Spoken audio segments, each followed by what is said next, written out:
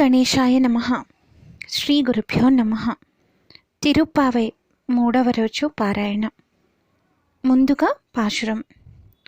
ஓங்கியுலகளந்த உத்தமன் பேர் பாடி நாங்கள் நம்பாவை கொச்சாத்தி நீராடினான் தீங்கின் தின்னாடெல்லாம் திங்கள் மும்மாறி பெய்து ஓங்கு பெருங்கென்னல் ஊடு கையிலுகள பூங்குவளை போதில் பொறிவண்ணு கண் படுப்ப தேங்காதே புக்கிருந்து சீர்த்த முலை பத்தி வாங்க குடம் நிறைக்கும் வள்ளல் பெரும் பசுக்கள் நீர்காத செல்வம் நிறை నిందేలోరెంబావాయ్.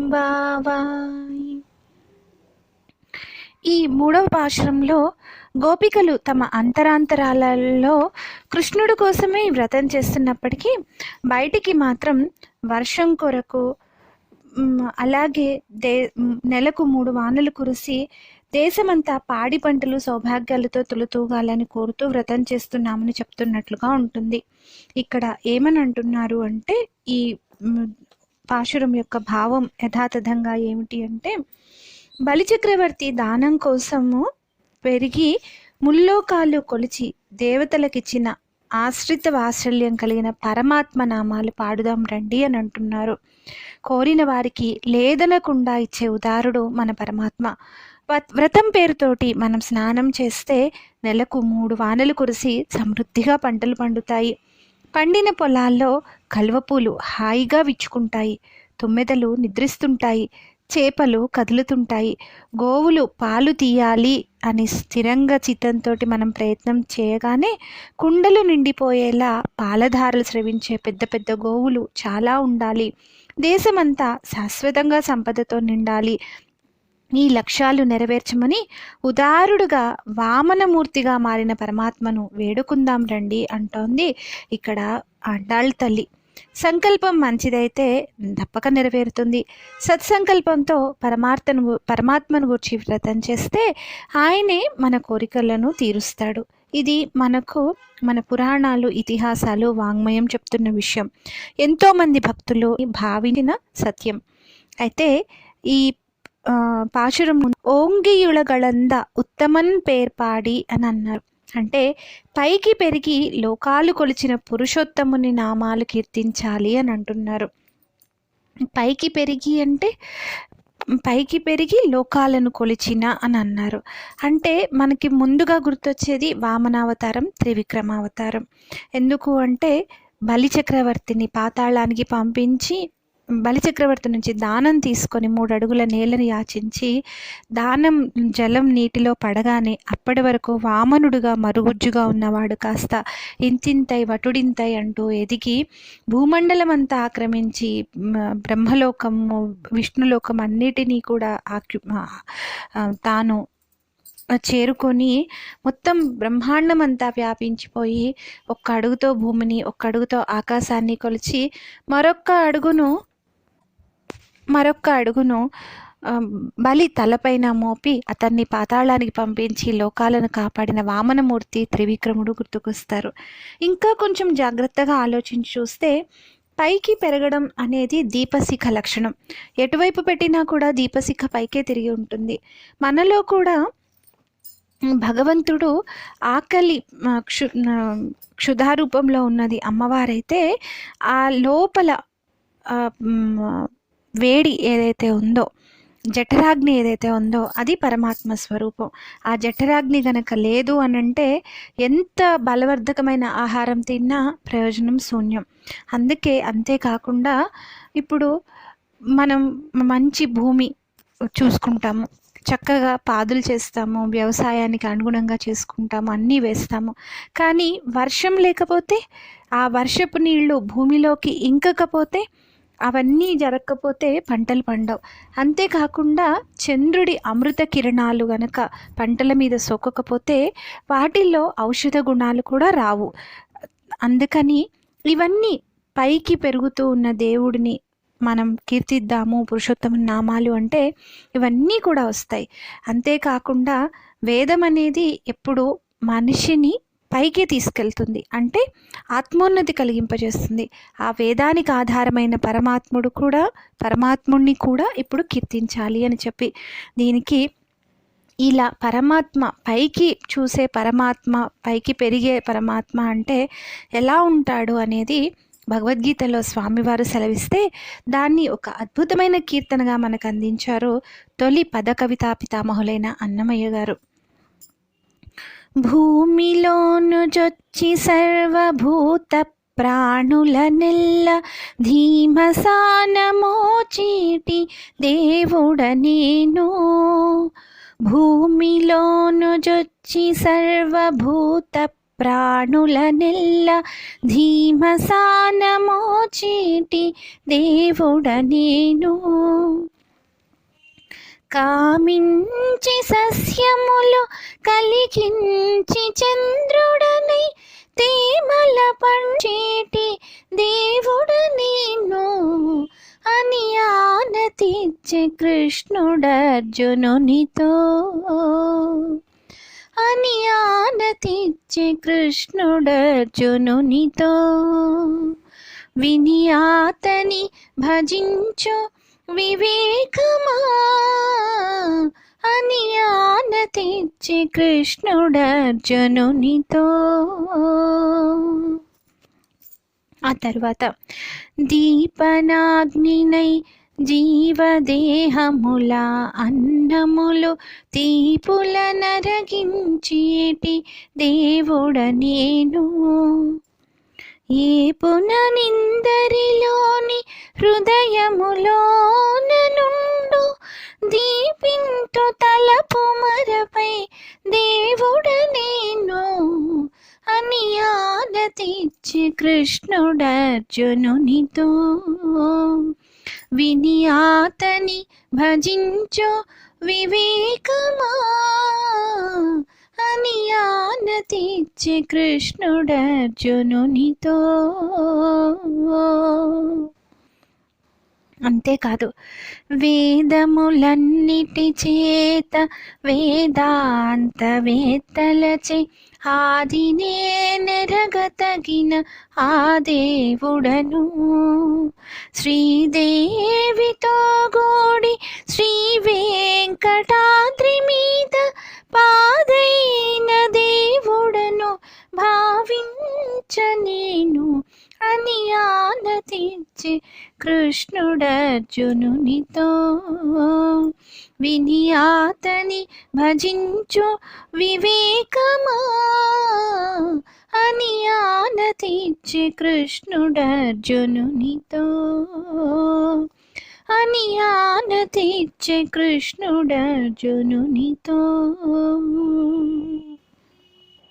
ఇలా సమస్త సృష్టికి స్థితికారుడైన పరమాత్మ ఒకనాడు తానే చేయి చాచి ఒక చక్రవర్తి ముందు అడిగాడు. నిజానికి లోకంలో ఎవరైనా ఏదైనా చేస్తారు, కానీ ఎక్కడైనా కూడా యాచించాలి అని అంటే ఎంతో ప్రాణం మీదకి వస్తుంది. అంతేకాకుండా అందంగా ఉండాలని కోరుకుంటారు, కానీ మరుగుజ్జు రూపంలో ఉండాలని ఎవ్వరూ కోరుకోరు. కానీ స్వామి మాత్రం తన భక్తులను కాపాడటం కోసం, అయ్యో ఇంకా కాపాడలేకపోయానే, ఇంకా నా భక్తులు బాధపడుతున్నారే అన్న ఆలోచనతోటి కృషించిపోయి మరుగుజ్జు వాడయ్యాడట. ఆ తర్వాత ఎప్పుడైతే దానజలం చేతిలో పడిందో, ఇప్పుడు నేను నా భక్తుల్ని కాపాడగలిగిన శక్తి పొందాను అన్న ఆనందంతో పెరిగి పెరిగి త్రివిక్రముడయ్యాట. అటువంటి స్వామిని పూజిస్తే ఏమవుతుంది? నెలకు చక్కగా 3 వానలు కురిసి పాడి పంటలు, యజ్ఞయాగాది క్రతువులు చక్కగా పెరుగుతాయి. పెరిగిన వరిచేలు సంపదలకు నిదర్శనం, జ్ఞాన ఫలానికి సంకేతం.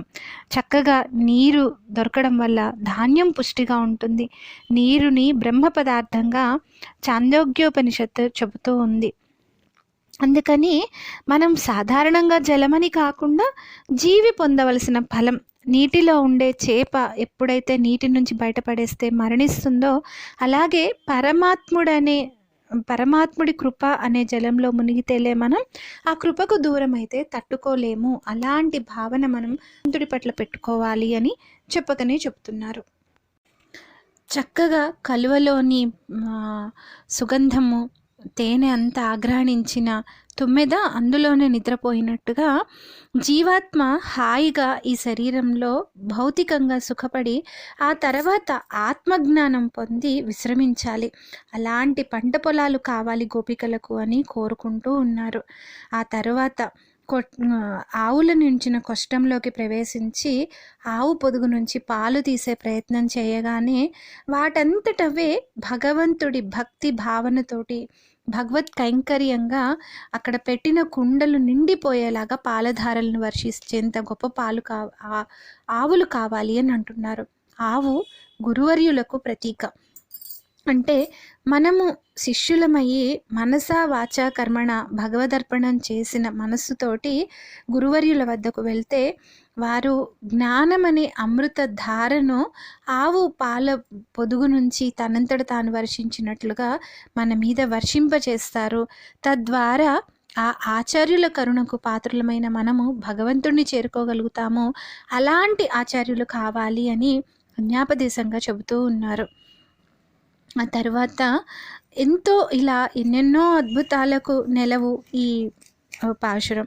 ఆ తర్వాత ఈ త్రివిక్రముడైన పరమాత్ముడి గురించి మళ్ళీ విషయానికి వస్తే, పరమాత్మ త్రివిక్రముడై లోకాల్ని కొలిచినప్పుడు ఇది మంచిది, ఇది చెడ్డది, ఇది వీరికి నా పాదస్పర్శ పెట్టవచ్చు, వీరికి నా పాదస్పర్శ పొందే అర్హత లేదు అని గుణాగుణాలు చూడకుండానే చేతన అచేతన సర్వ ప్రాణులకు కూడా తన పాదస్పర్శను ప్రసాదించాడు. సర్వవ్యాపకుడైన నారాయణుడు, విష్ణువు అంటేనే సర్వవ్యాపకుడని అర్థం కదా, సర్వత్రా ఎలా వ్యాపించి ఉన్నాడో అట్లాగే ఇది గొప్పది ఇది చెడ్డది అన్న తారతమ్యం లేకుండా త్రివిక్రముడు తన పాదాలతో భూమిని, ఆకాశాన్ని, స్వర్గాన్ని అన్నిటినీ కూడా స్పృశించి పావనం చేశాడు. అందుకే భూమి స్వర్గమును పొందుక గొలిచిన వామనుండు మనవాడైయుండగా తక్కువేమి మనకు రాముండొక్కడుండు వరకు. భూమి స్వర్గమును పొందుక గొలిచిన వామనుండు మనవాడైయుండగా తక్కువేమి మనకు రాముండొక్కడుండు వరకు అంటూ రాముడిలోనే, తన ఇష్టదైవమైన రాముడిలోనే ఆ వామనమూర్తిని త్రివిక్రమమూర్తిని చూసి తన కీర్తనలో భాగం చేసుకొని ఎంతో పులకించిపోయి మనందరికీ అది పంచారు భద్రాచల రామదాసు గారు. అయితే ఇక్కడ వామనమూర్తి ఎందుకు ఇలా చేయవలసి వచ్చింది, అసలు ఏమిటి ఈ కథ అంటే, బలిచక్రవర్తి అహంకారగ్రస్తుడైన ధార్మికుడు. సాత్విక బుద్ధితో దానమైతే చేస్తున్నాడు, కానీ ఇదంతా నాదే అని అహంకరించి ఆ అహంకారంతో సాత్వికమైనా సరే ముల్లోకాలకు అధిపతి అయ్యాడు. మరి చేస్తున్న దానానికి ధర్మానికి సరైన ఫలసిద్ధి కలగాలి కాబట్టి అహంకారం పోగొట్టి పరమాత్మది పరమాత్మకే అర్పిస్తున్నాను అన్న భావన కలగజేయడం కోసం తను ఏదైతే పొందాడో, దేని చూసుకొని అహంకరిస్తున్నాడో అది భగవద్ విభూతి అని, భగవంతుడి ప్రసాదము అన్న భావన కలిగించడం కోసం ఆ స్వామి వెళ్ళి అతన్ని దానం అడిగారు. బలి చక్రవర్తి యొక్క ధర్మం పరమాత్ముణ్ణి పొట్టివాడిగా చేస్తే ఆ తరువాత అంతటి వాడు కూడా ఇంత చిన్నవాడైన పరమాత్మ ముందు తన దానశీలత్వాన్ని కూడా వదులుకొని యాచకుడై బలిచక్రవర్తి నన్ను స్వామిని నన్ను ఇంకా అదం ఎక్కడ పెట్టమంటావయ్యా అంటే, ఇంకేం చేస్తాను స్వామి, నువ్వెవరో అర్థమైంది, నా తల మీద పెట్టు అని అడగడంతో అప్పుడు అతనిలోని అహంకారము తొలగిపోయి అతనిలోని దానగుణం మరింతగా ప్రజ్వరిల్లడంతో అది సోకి వామనుడు మరింత పెద్దవాడైపోయాడు. భగవద్విభూతిని నిజంగా అతనిపై ప్రసారం చేశాడు అని చెప్పి మన పెద్దలు చెబుతూ ఉన్నారు.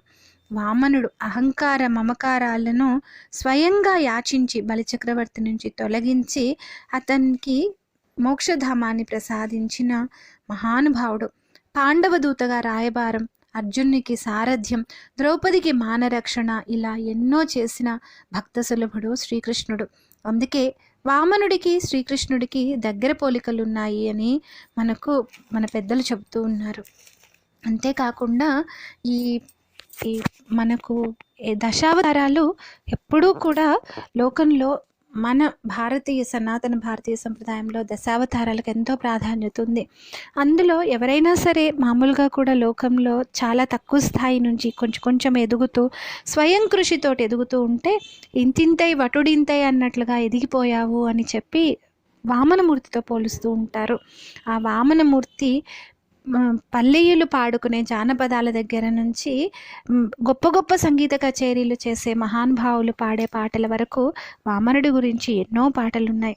అందులో ఒక పల్లెటూరి జానపదం, అయ్యా బుడత బాప నోడివైతివి, బుడత బాప నోడివైతివి, బలి చక్రవర్తి నడిగి భూమి నేలుకొంటివి, అయ్యా బుడత బాప నోడివైతివి, బలి చక్రవర్తి నడిగి భూమి నేలుకొంటివి, పొడుగు కాళ్ళ వాడవై అడుగువాని మీద పెట్టి గడువు లేక లోకములను మడమతోన దొక్కి నోడ బేట్రాయి, బేట్రాయి సామి దేవుడా, నన్నేలి నోడ బేట్రాయి సామి దేవుడా, కారేటి రాయుడా కదిరి నరసింహుడా, దీటైన ఏటగాడ నిన్నే నమ్మితి సామి బేట్రాయి, బేట్రాయి సామి దేవుడా, నన్నేలి నోడ బేట్రాయి సామి దేవుడా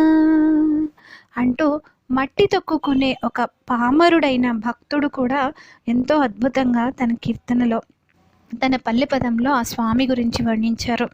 అంటే ఇక్కడ మనం కోరుకోవాల్సింది ఏమిటి, ఈ పాశురంలో మనం అర్థం చేసుకోవాల్సింది ఏమిటి అంటే, ఈ స్వామిని వామనమూర్తిని మనం ఏమడగాలి అంటే, మనలో ఉన్న అహంకారం, మితిమీరిన మమకారం, నేను అన్న ఇది ఏదైతే ఉందో వాటన్నిటి మీద పాదం పెట్టి వాటిని అణిచివేసి మనలోని ఆత్మజ్ఞానాన్ని పైకి తీసుకొచ్చి మనల్ని ఉద్ధరించమని ఆ స్వామిని కోరుకోవాలి. ఇది గోపికలు ఇలా కోరుకొని ఆ స్వామి అనుగ్రహం పొంది ఆ తర్వాత ధనుర్మాస వ్రతంలో 4వ రోజు ఏం చేశారు అనేది మరలా కలుసుకొని తెలుసుకుందాం. ఆండాళ్ తిరువడిగళే శరణం. స్వస్తి.